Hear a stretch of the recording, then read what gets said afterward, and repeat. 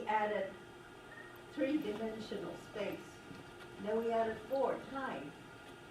Now we're adding energy, five. All of a sudden, the two is adding a lot of, it's going to a lot of numbers. Mm-hmm. Yeah, here, this is the world, this is the world of the many. Yeah. Okay? And To talk, you know, Heraclitus is talking about the world of the one, which is the world of spirit, is one. Okay? And then we entered into two. Yeah. And Well, then, yeah. but anyway, that one Yeah. of the things that I observed, that came out of thinking about this, Yep. it was numbers. Yes. Yeah. This is the world of numbers. This is the world of the many. Yeah. In the Native American, most Native American tribes, in their spiritual beliefs, the numbers 7 and 4 are prevalent. Mm-hmm. In the east, it's 5 and 7. Yeah, and these numbers we can trace back to the early astrotheological interpretations of, you know, the cosmology, the reality. In Yeah. nature, they Yeah. say too, nature repeats numbers, 5, Yeah. 7, and 9. Yep, 579. In fact, nature repeats the Fibonacci sequence over and over and over again. 1, 1, 2, 3, 5, 8, 13, and so on. The Fibonacci sequence occurs over and over and over again. So those are the numbers that we will see repeated. Okay, again and again and again. And remember that the original astrotheological concepts were created by simply observing the world they saw, the nighttime sky, without any kind of real instrumentation, just with their naked eyes. All right, I do not know if we could probably do it if we could learn how to do it, but it would be difficult for us to just look at the naked eye and to pick out the 7 planets that they did. We would have to spend a lot of time looking for them. And so they did. All right, Siddhartha Gautama Buddha was born in 563 BCE and died around 483 BCE, sometime right around the age of 80. Buddha in Sanskrit means the awakened one. Again, you know, this concept of us being in a coma here. This is someone who has awakened to the fact that they are in, you know, this thinking substance, not the avatar, or enlightened one. He was born in Lumbini, Nepal. The name Lumbini means the lovely. And he traveled and taught in the 2 provinces, the 2 states of ancient India called Bihar and Uttar Pradesh. Now this is one depiction of the Buddha, and you can see him sitting in the lotus posture, holding one of the mudras while he is meditating. Okay, we have, of course, these are the kinds of representations we have of the Buddha. We don't really know what he really looked like, obviously. Okay? This is where Lumbini, Nepal is. It actually still exists. So we have Nepal, and then Lumbini is right over here.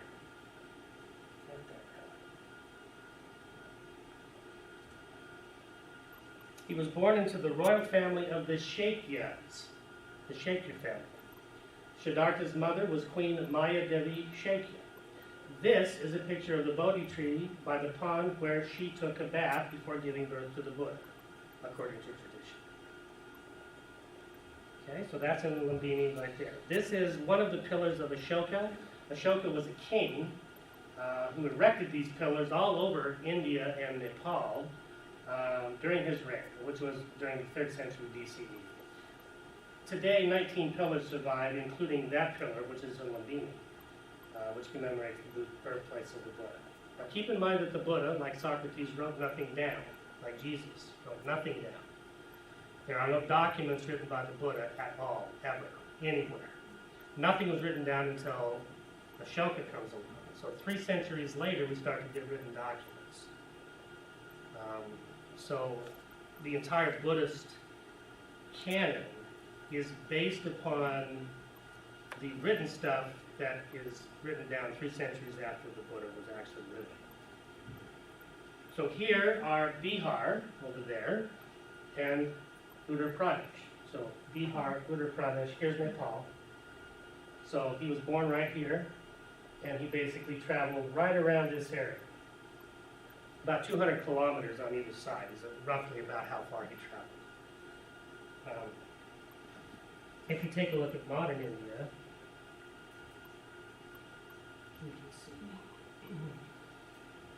we can see what it looks like here. So here's India. Notice, India's over here. China, Thailand, Burma, Nepal, Pakistan, Afghanistan, Iran, all of those areas right there. This is where the human race developed all of its culture. Everything that we have culturally comes from this area. 10,000 BCE, 12,000, 15,000, 30,000, we don't really know. Okay, but this is where everything starts. And then as we just move up, what we'll be able to do is we'll be able to see where it was that he was traveling. So here's Nepal. Okay, he was born here. This is Uttar Pradesh.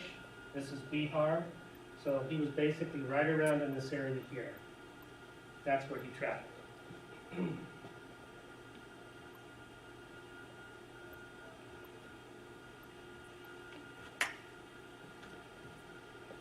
Okay, now the discourses of the Buddha. Buddhist instructional discourses are called sutras in Sanskrit or suttas in Pali. So Sanskrit is the original language of India. Pali is an academic language that they created. A sutra means a thread that holds things together. Okay, from the Sanskrit root word seed, which means to sow. So a sutra is this weaving together of ideas, of concepts. The most comprehensive version of the discourses is contained in the Pali Canon, which is called the Tea Pitaka, the three baskets. Tea meaning three, Pitaka meaning baskets. So there's the Vinaya Pitaka, which is the rules for the Buddhist monks and nuns. There's the Sutta Pitaka, the Sutra Pitaka, which are the discourses of the Buddha. And then there's the Abhidhamma Pitaka, which is Buddhist philosophy and psychology. Okay?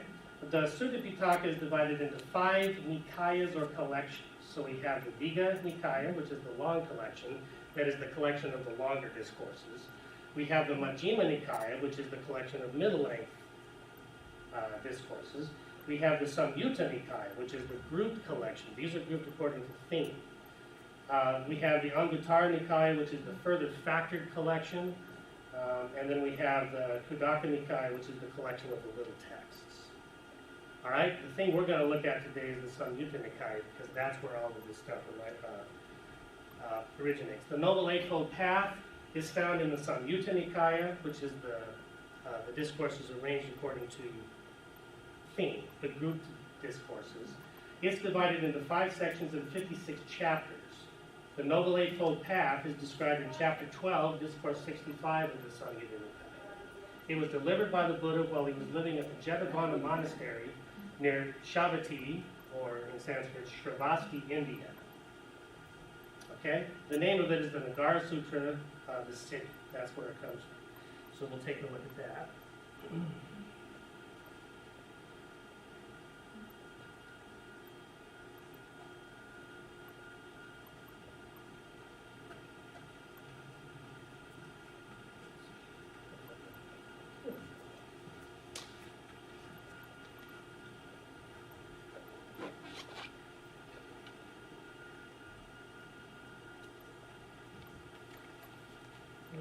Here,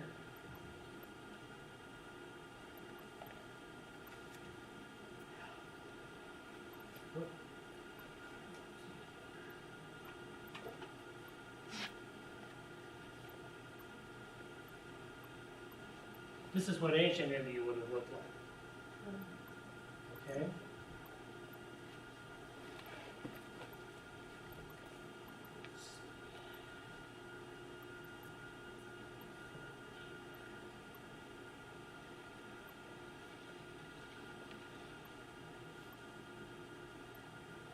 Let's see if we can find Shravasti here. There it is. Right here. Okay? So again, he's really close to where he was born. He never traveled further than about 200 kilometers from Lumbini, Nepal, where he was born. And so everything that happened within that roughly 200 kilometers. How far is 200 kilometers? Let's see, 5/8 of a mile. So multiply by 5, 1,000 divided by 8, 1,000 divided by 8, 120 miles. Yeah, about 120 miles. All on foot, obviously, or by, ox cart or whatever. Okay. No, it's really not very far. And now let's go here. We'll take a look at. This is a really good website out here that has all of the translations and all of the original of the Tipitaka here. The Tipitaka. So here it is. Here's the Tipitaka. This is the polycanon. And you can see that it's all divided into this right here. So here's the Sutta Pitaka, which is what we're going to be looking at. Okay. And here they are. And here's the Samyutta Nikaya, which we're going to be looking at today. And here's the Nidana Vagga, which is the section on it. And here's chapter 65. Well, actually, verse 65. So, Dara Sutta.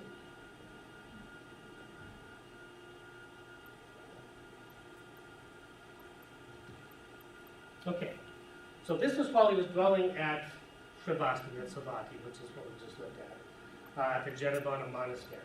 And he talks about how at the moment of his awakening, he had this insight into the fact that this is an old, ancient, eightfold path that the ancients had practiced for thousands and thousands of years and that was now being revealed to him again. Okay? And he talks about aging and death and, all of the things that we've been talking about. And he says this is the way to.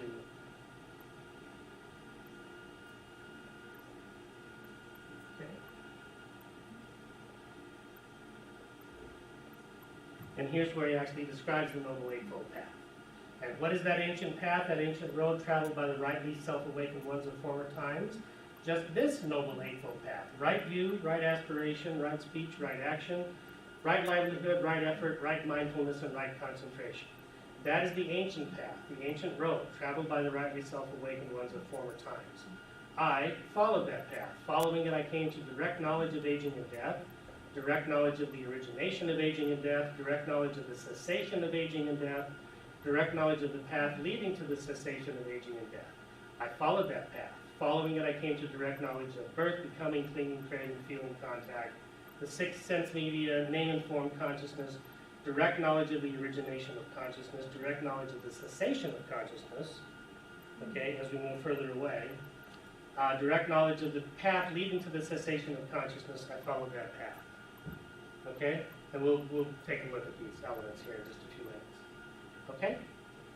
Now, keep in mind consciousness, this is the same concept of consciousness that we will have in modern philosophy today. Consciousness is consciousness of an object. All right, so the further away from the world of objects we are, the less consciousness we have until finally we get back to where we are just pure spirit. Okay, which is the philosophy of consciousness without an object. And that's where we're headed.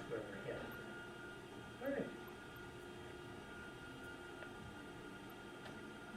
So here's the remains of the Buddha's hut at the Jetavana monastery in Savatthi, India. That's the one with the flowers on it. That's his. This is the complex in which it resides. So everything is still there if we wanted to go and take a look at it. They preserved it in a pretty good way. All right. The Noble Eightfold Path is divided into three main components, main parts. Wisdom, which is prajna in Sanskrit, ethical conduct, which is shila, and concentration, which is samadhi. Right view and right intention will lead to wisdom. Right speech, right action, and right livelihood will lead to ethical conduct. And right effort and right mindfulness and right concentration lead to liberation, lead to concentration. Okay. Wisdom, right view is also called right understanding, right perspective, right outlook. It is the conceptual knowledge about the true nature of reality, what we've been discussing. The two substances and the way that they interact. Suffering, pain, sickness, and death, direct knowledge of that, like he mentioned. Greed, hatred, delusion, and violence, direct knowledge of those things, the law of karma and the law of impermanence, the fact that this place changes constantly. It provides a conceptual map of the Noble Eightfold Path. So this is a beginning point, and this is the conceptual part. So that's right view. Right intention is also called right thought, right resolve, right conception, right aspiration. It equals the will to change, which is equivalent to Nietzsche's concept of the will to power. Okay? So this is what we are talking about here. Right intention is the will to power, the will to change, the will to be liberated. Okay? Will, imagination, and memory are the three components of everything that we do. The will to eliminate negative states of mind and being, and the will to practice the Noble Eightfold Path, and the will to be liberated. Yeah? How is he using, what definition is he using for the word right? Right is noble. Right, noble, correct.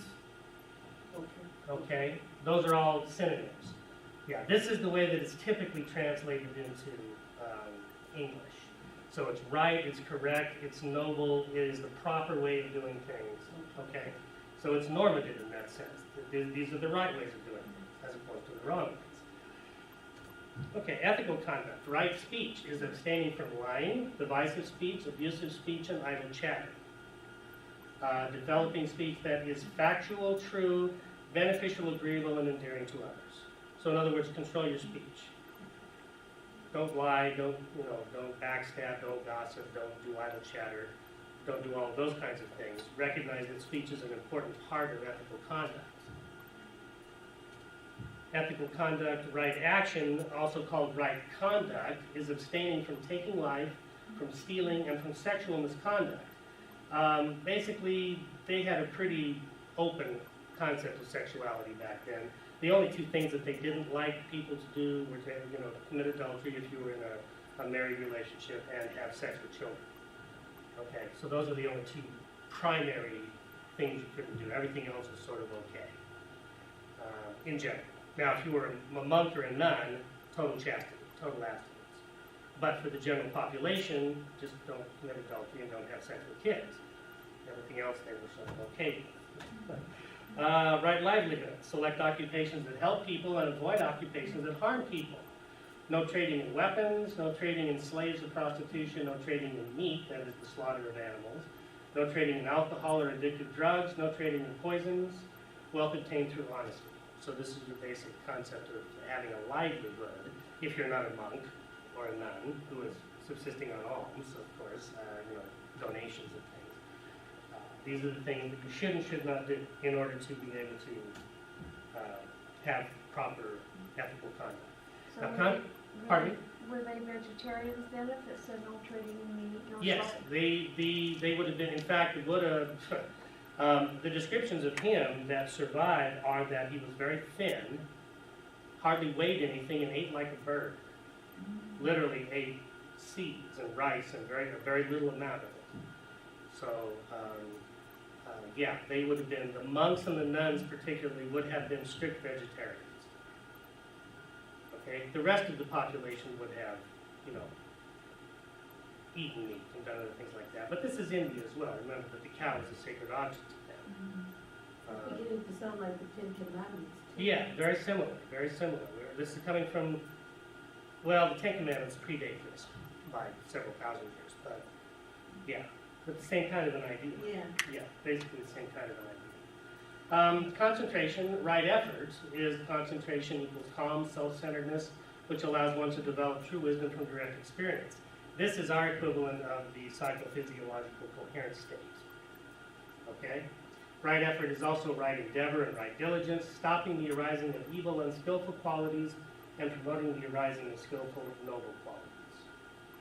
Right mindfulness is also called right memory, right awareness, or right attention. It is the ongoing dynamic awareness at all times of one's body, one's feelings, one's mind, and one's states of mind.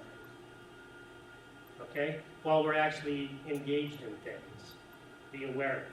Be aware of what's going on. Okay, so that you're never caught essentially responding in a conditioned way. Or if you do respond in a conditioned way, you're aware of that and can then interrupt a condition. Like losing your temper? Yeah, losing your temper, road rage, losing your temper, doing things like that, getting involved in mindless kinds of activities that do not move us forward towards our goals, things like that. And concentration, finally, right concentration is also called right meditation. This is what we're talking about here, the classical meditation method. Now, there are three things upon which we can concentrate our attention. Classically, one's breathing, also visual objects, and also phrases, the mantra, okay, or the humming.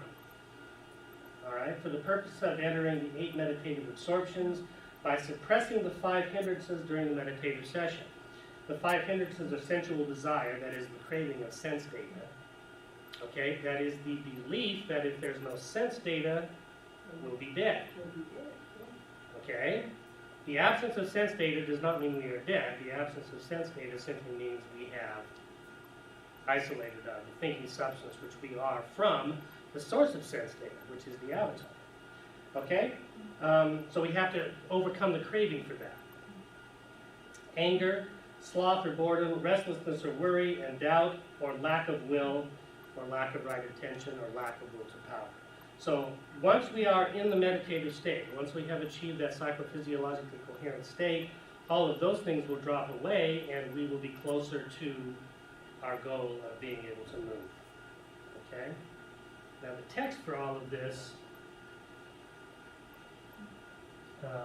is at that same website. Right here. This is analysis of the path. So again, you'll be able to just click on that link and go out and download it, click on that link, and it'll take you right to this website. So this is where he talks about this particular path, talks about meditation in the path. Okay? All of these things. What is right speech, blah, blah, blah, you know, right livelihood, so on and so forth. What is right concentration? Okay, there's the case where a monk, quite withdrawn from sensuality, withdrawn from unskillful mental qualities, enters and remains in the first absorption. Jhana is absorption. Rapture and pleasure born from withdrawal, accompanied by directed thought and evaluation. With the stilling of directed thoughts and evaluations, he enters and remains in the second absorption. Rapture and pleasure born of concentration. Unification of awareness free from directed thought and evaluation. Internal assurance. With the fading of rapture, he remains equanimous, mindful, and alert, and senses pleasure with the body. He enters and remains in the third absorption, of which the noble ones declare, equanimous and mindful, he has a pleasant abiding. And finally, with the abandoning of pleasure and pain, as with the earlier disappearance of elation and distress, he enters and remains in the fourth absorption, purity of equanimity and mindfulness, neither pleasure nor pain.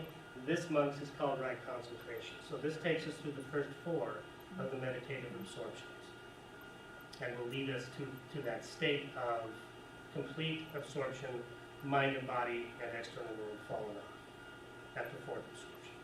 At that point, we can then move to the 5th, 6th, 7th, and 8th, which are where everything begins to fall off when we head home. Okay? All right.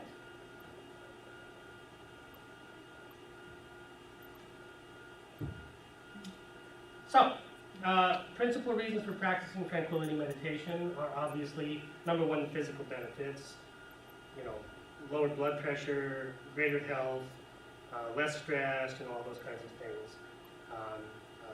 Now, the ways in which you are going to practice tranquility meditation after the seminar is over, just begin to think about that, how you're going to sort of incorporate it into your everyday existence. 20 minutes a day seems to work really good. 20 minutes twice a day seems to work really good.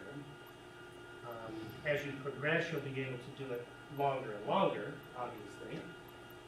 Master meditators tend to meditate for 3, 4, 5 hours at a time, so that when they actually come back, you know, to normal wakeful awareness, it takes them about a half an hour to unkink their legs and get the circulation flowing. It's kind of a painful process. Okay, any comments or questions about all of that?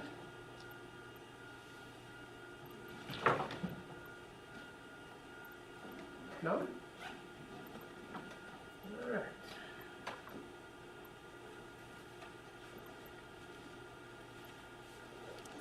Well, then we'll just go ahead and practice some simple resonant breathing here.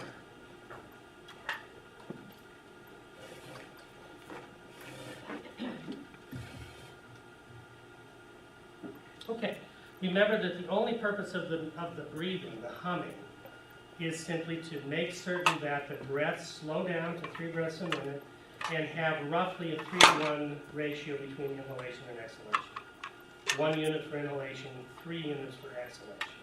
That's all that we're doing here, just to create that psychophysiologically coherent state. It happens automatically. It's a design feature of the avatar. Pretty clever.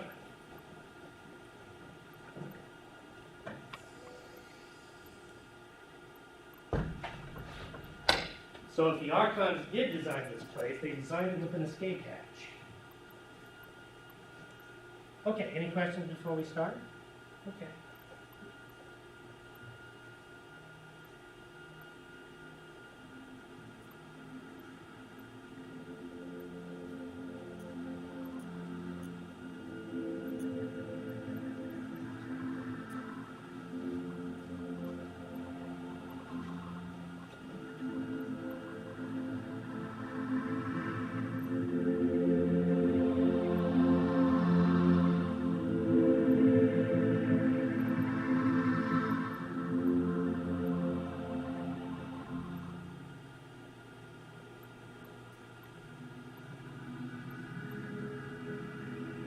In this track, you will learn the basic concepts from neuroscience and neurocardiology, which explain the reasons for practicing resonant breathing. We'll go on to the next.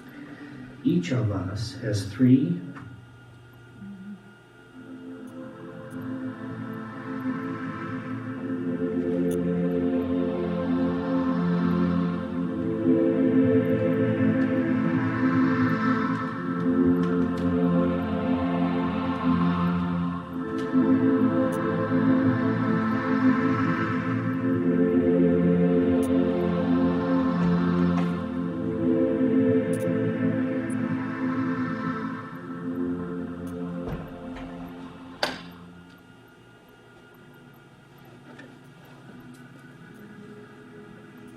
Welcome to the audio track for resonant breathing.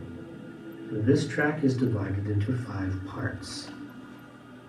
Part 1 introduces you to the 2 audio tones that comprise the resonant breathing exercise, namely the soothing white noise tone and the 130 Hz audio tone with which you will hum in harmony. First, listen to the white noise tone.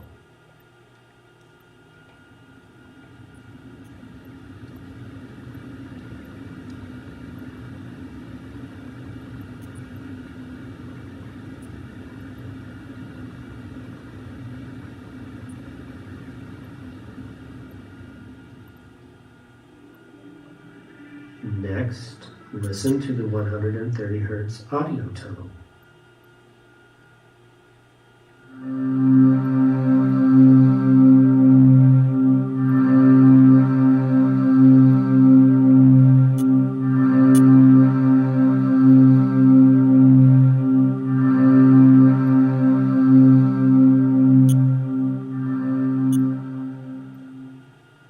Now we'll put the 2 tones together, and you can begin practicing your resonant breathing for about 5 minutes, at which time I'll return with additional instruction.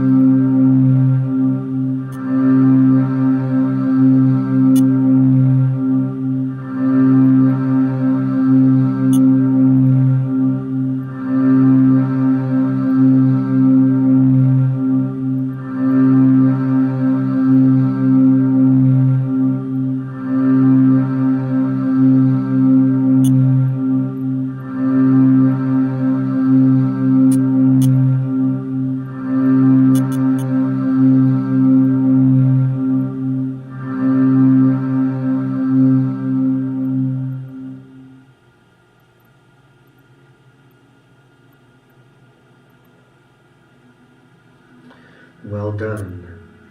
Your breathing should now be much slower and more rhythmic, as well as more abdominal and diaphragmatic. You should also feel more relaxed, clear-headed, and comfortable.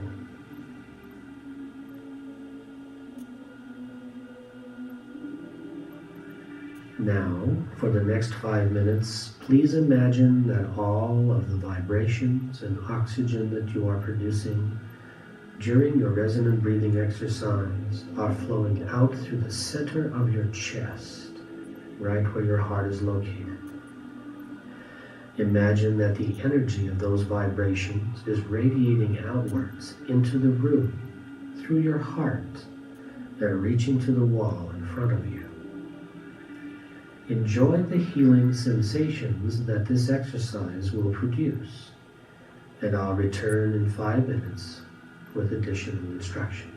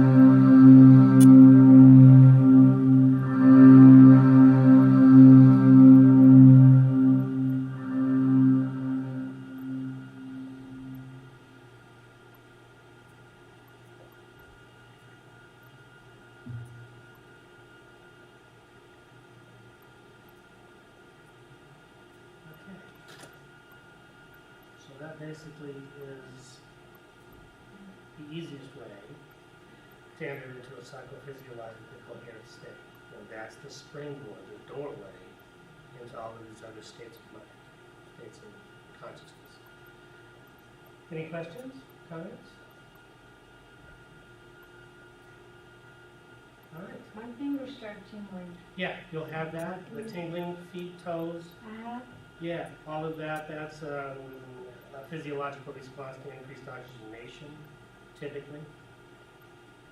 Okay, and that's fine. You'll notice these kinds of physiological effects in the avatar.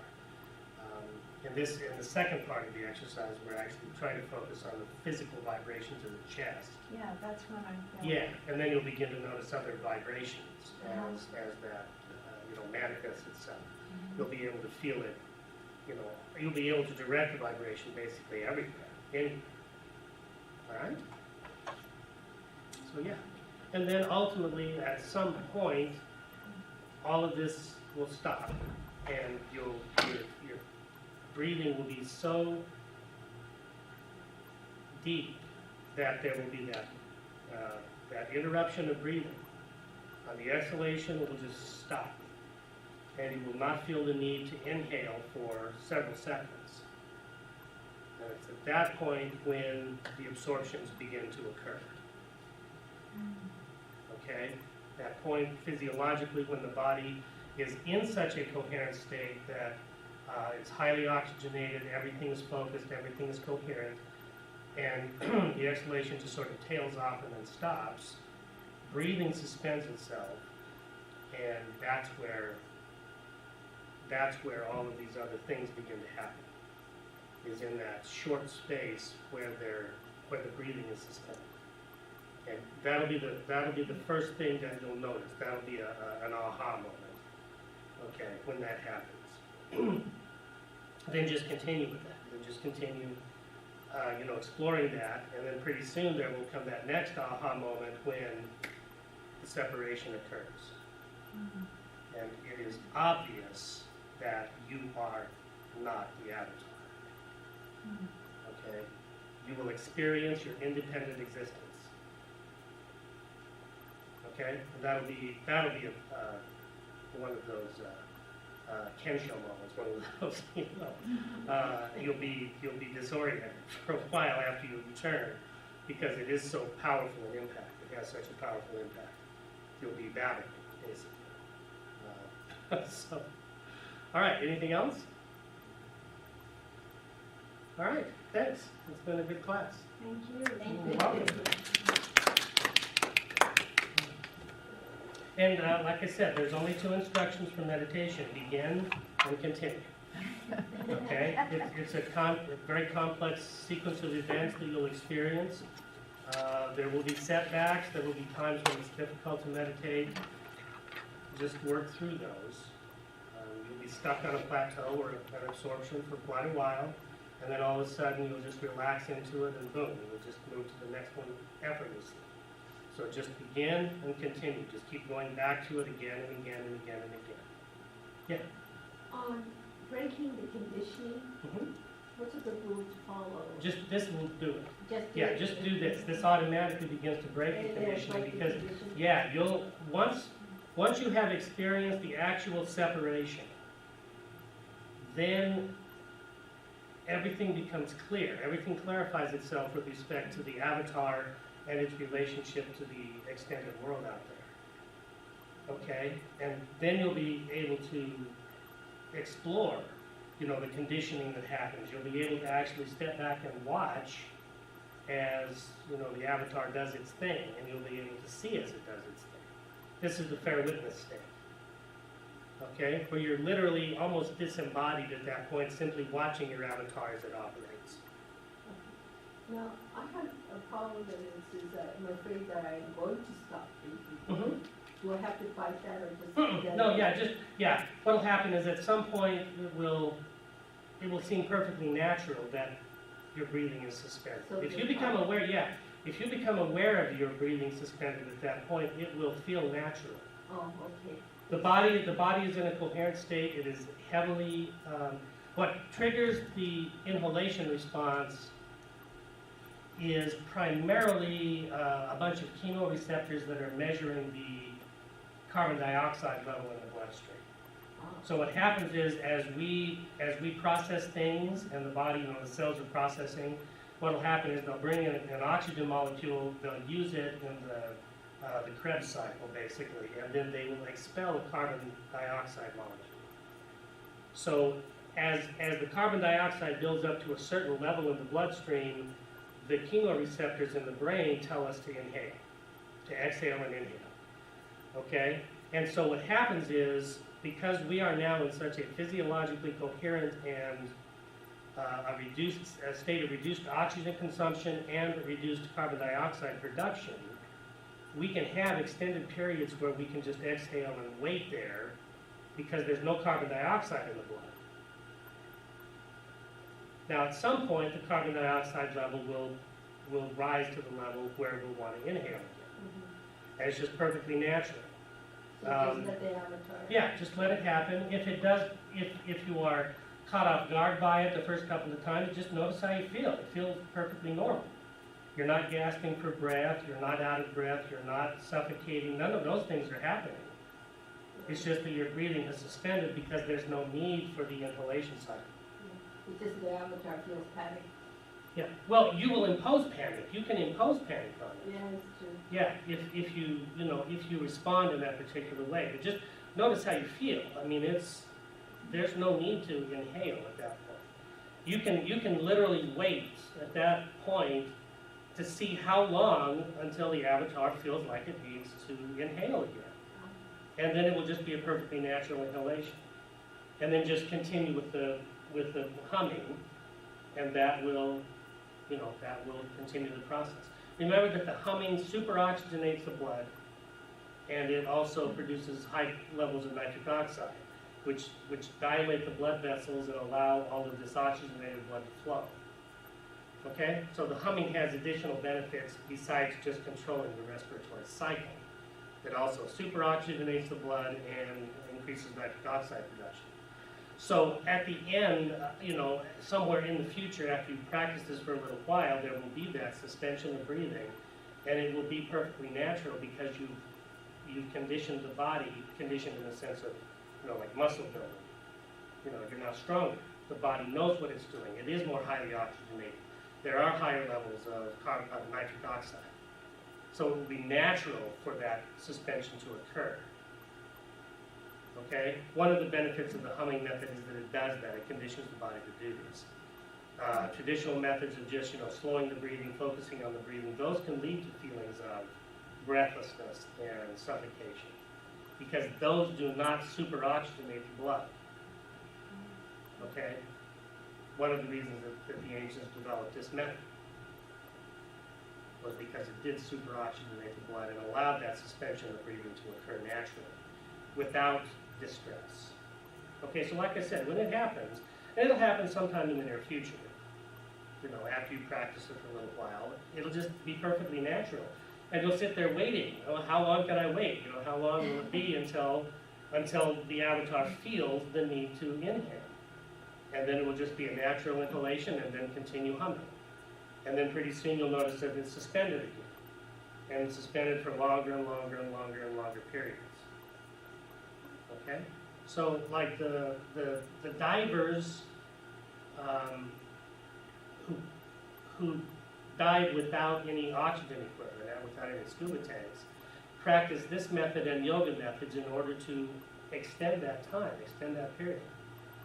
And they can extend it, I didn't check, I'd have to go back and look, but I think the longest time someone has held their breath in the open air, just here, not underwater, is about 11 minutes. And I think the underwater record is close to 9 minutes, somewhere between 8 and 9 minutes. And that's with the pressure and everything. Because they're going to go down 400 feet. They can go down 400 feet, hold their breath all this time, hang out down there, and then return to the surface on a single breath. So the body can do that. The body, this avatar, like I said, is a very complex, highly adapted, highly evolved machine, one of whose capabilities is with practice and training to be able to hold its breath for a really long time. Okay, so as we condition it and as we learn how to do that, it will extend the time that we can hold the breath on the out-breath perfectly comfortably because it's oxygenated. One of the studies that they've done is with like the Waddell seal, which is an animal like us, it's a mammal. And it super-oxygenates everything before it dives, and it can stay down for an hour. It can go to really deep depths, and it can hang out there for an hour on a single breath. And so we probably couldn't do that, but we can do it for 8 minutes, 9 minutes. Here in natural, without any pressure against us, we can do it for about 11, I think, is the record right now. And they're constantly extending those records a few seconds at a time as they master these techniques. So, like I said, these are the methods they use, and then they just go out and test themselves, basically, in the depths of the ocean.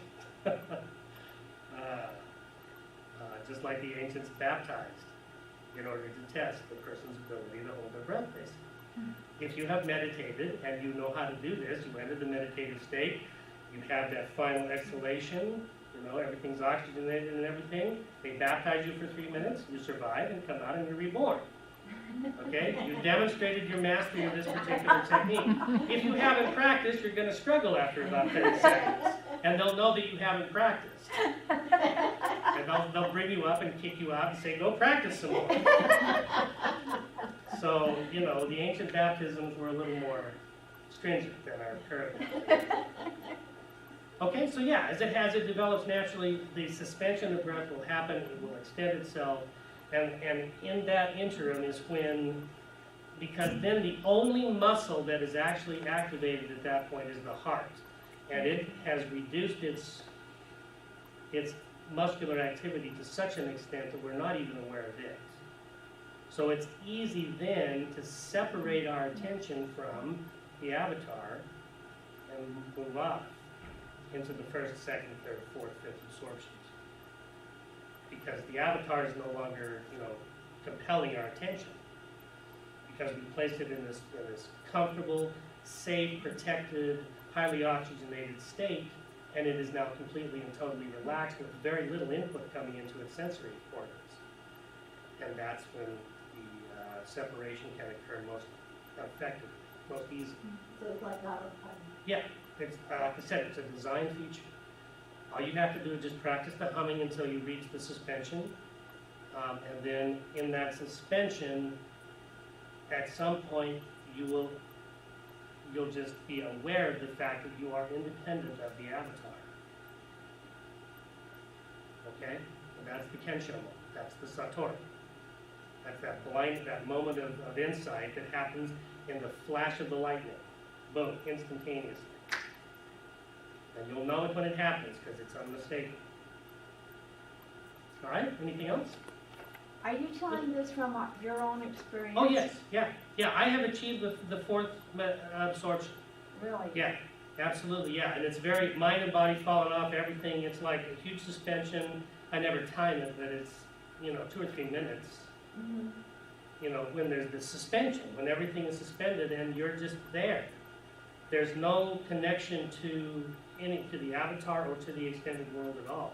Mm-hmm. Like I said, it's different. Now, moving beyond that is going to take me another several years to get to the next, the fifth absorption. But the first and second absorptions are really easy using this method. Mm-hmm. They're really easy. You'll be there within a month or two at most, and you'll know what I'm saying. And it's at the second absorption when you begin to get that Satori moment that, wow, okay, I am independent. What I am is completely independent of the operation of the avatar. And that's when liberation begins, at that point. Because now we're no longer concerned about our dying. We cannot die. The avatar, of course, will serve out its purpose, serve out its natural lifespan, and then will return to the composite material from which it was created, this huge energy matrix we have. Okay, and that is natural, that's totally natural. But we will not, we will continue beyond that. And we will not superimpose our fears of dying onto the avatar. It has no fears of dying. Okay, it really doesn't. It is so, as you begin to move away and begin to watch the avatar in operation, you begin to understand its complexity and the fact that it is tied into this larger four-dimensional space-time continuum in ways that we do not understand. Okay? It knows everything there is to know about being a four-dimensional space-time construct. We don't, because we're not that. We're totally different from that. It knows everything there is to know about that. And so if we just let it do what it's designed to do, it does it really well. It does it elegantly. It does it effortlessly. All right? As long as we're not constantly imposing on it and trying to make it do things that it's not supposed to do. So that, again, the separation allows that to happen. And then as we watch it, we can marvel at its intricacy and at its complexity and at the effortlessness with which it exists. Yeah. On this exercise, practicing was so helpful. Would it be possible in the coming semesters, somewhere along the way, that we could have another class and devote it to, just practicing. I'm talking about it. Because the fact that you talked about what was going on and everything, that was extremely helpful to me. So is that a possibility in the Sure. future? Yeah, Yeah, yeah, most definitely. okay, great. Yeah. Okay, the other part of this, since I feel like all three of them, like this, since I'm learning about my avatar, it's very complicated. It doesn't work I think she's to kicking us hypnotize out. itself, I think she's kicking us out. release itself. Sure. Do all Our those time kinds is of up. things, yeah. You have to remember that I think You we got can't what we impose needed though. that. Oh, that didn't that help though? what you have to do is guide it, and tell it what you'd like it to do. Yeah, it has its own, Way of doing things. Right. All I can do is just suggest it or guide it. well, guide it, yeah, guide it and provide a visualization of what you would like to have the outcome. And then let it pick a path. All right. And then I have my own. Perfect.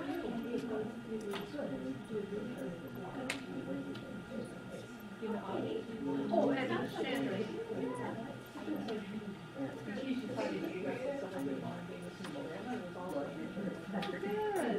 Oh, no.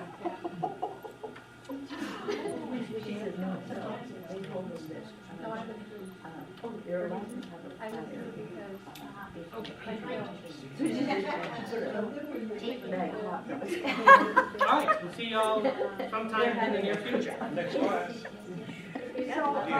Oh, yeah, we have two more of the philosophy. You're gonna stay for class? What's that? Plan for the future. Okay. I won't have any classes next semester. Okay, So, yeah, but there are two more philosophy courses. okay. So they really had plenty of room. Same name as the woman on my right, Carla. Okay. So they could cook. Oh, meditation will have concentration. Yeah, you won't be aware of it every time when you wake up in a really big concentration sweat. Oh, that is too funny. I'll have to mention that in our sweat. Where do they live? In Wichita? Yeah, it's Bel Air really, Okay. which is I mean, they're like 3 blocks So that will from be a Wichita. sign Oh, that that is so exactly, we've been pretty deep into these situations. They've been having the sweat every week. And then the other way around. I don't know, a whole bunch of stuff going on. Very good.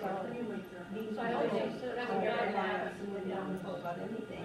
Oh, did you see, she And said this this is is the something one that's from my like, economic class. she and Right. the woman from the Alliance Hospice. But it, No, I think it's just a one-shot deal, helping people with some.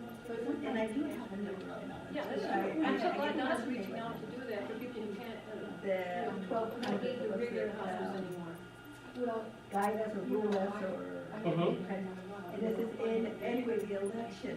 It was fascinating to think that way when to put it on to, and, they got control of the weather, don't they? Yes. Yeah, they Because this, Sandy did things that no hurricane has ever Now, done. listen, Right, this and is a new show. Sandy, I'm ending consensus and discussing. and it's still, I still say that the just But down to my. I had so much fun They in still have control, September. but it's You still. can tell, you can tell. So we decided to have a show of our own about older women. It's called Women, English and Voices. We're gonna start the same date and everything in January. Looking forward to seeing Well, I want to have instruction. older women on talking about their lives because And it I didn't want to interfere with open the up to election. people to Which really another thing that understand I'm looking at it. lives. For the first 3 years. Considering all the Yes. problems that we have and how divided we are. Right, and we have to take care of And ourselves to stay healthy. looking at it, I have to say something, because my parents had a little, You're when I started discussing these things, they just look at me. Right. I take left turns and they say, Yeah. okay, whatever you want to say. Yeah, But I have whatever, to yeah. discuss it, but there are, anyway, I made the mistake. I was amazed at how controlled the election was. Yes. I expected big problems. the lines, the people that said it's, and Okay. I knew Obama was going to do it, I said, really, I've gone beyond it. like you said, it is look at things and also what the Although it's always on agenda agenda, and I is. really And I want to know, support you. for Well, I hope you sure don't just that, want to support me, but that's really the reason I'm Simpson. coming, because I like the company, because I it knew would everybody, be in their favor. but I want to support her. But now it's all new people, they don't need me, they And don't. as soon as I heard that, Mitt Romney But I was don't against think it, Mhm. and Obama was for it, that's Oh, I when know. he was going to win. Mhm. I'm drowning in. Also, you said it was script, Mhm. looking back, and this is, and you said, Yes. they did the meeting. This is, Good. and I like theater, I'm a theater major. Right, right. Just for the meeting. Okay. And looking at the rhythms. Okay, This is I'm yours. cool. There you go. Welcome. Cards Empire? Empire, yeah. Not yet, not yet, I haven't, I've been hearing, Yeah. I've been in, reading Cloud Atlas. Oh, Cloud Cloud Atlas, yeah. Yeah.